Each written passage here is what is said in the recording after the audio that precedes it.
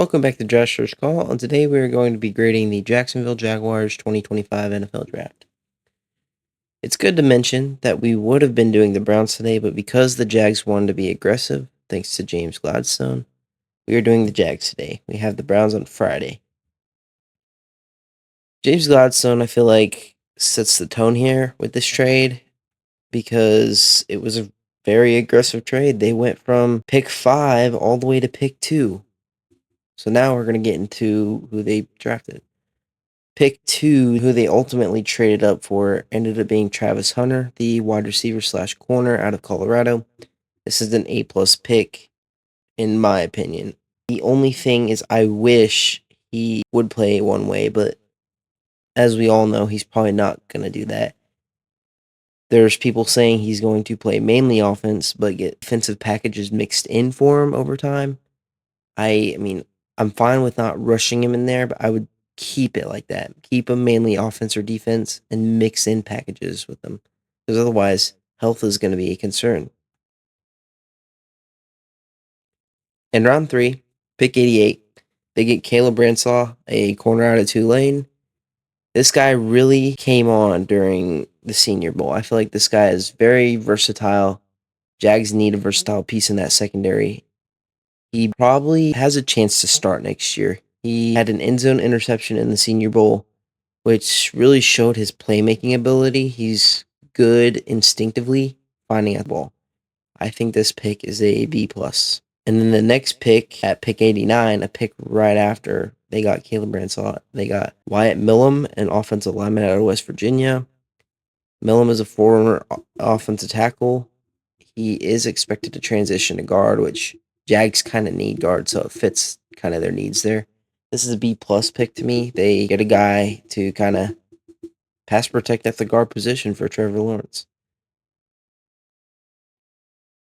Round 4, pick 104, they get Bashal Tootin, running back out of Virginia Tech. I think Bashal Tootin is one of the more underrated backs out of college.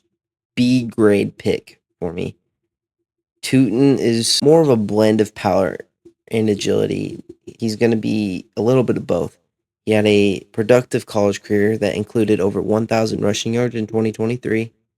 This adds depth to the running back room because I mentioned in my Jags breakdown, they have ETN, they have Tank Bigsby. So this just adds like a running back 3, maybe even competition for starting role type snaps.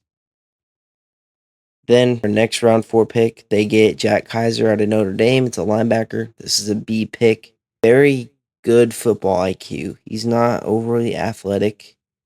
He's just savvy, I feel like, at the linebacker position. He has good leadership, and like I said, good football IQ. His experience and his tackling ability are very good, and that's something that the Jags were bad at, is tackling. Round 6, this is kind of a B minus pick to me. They get Jalen McLeod, a linebacker out of Auburn. He brings good pass rushing skills and athleticism, but when it's situational, he kind of breaks down. He is a developmental guy, in my opinion. I feel like situational guys, like when they break down situationally, I feel like the coach can break them of that, which is why I mentioned Cam Ward and his ability to make mistakes into a situation where it's like tough. The coach can prepare them to not make those mistakes. So this is B minus pick. It depends on how the coach does with them. Round 6. I mentioned this guy would be a third round potential. They get Rayon Lane III out of Navy. This guy, I'm going to give a B plus because I feel like it's a steal. Lane is very disciplined in his approach at the safety position. He's also versatile. You can put him in the slot.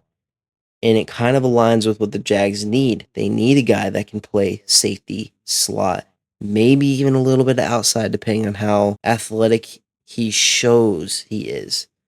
But as of now, it's really just a depth piece at the safety until it proves otherwise.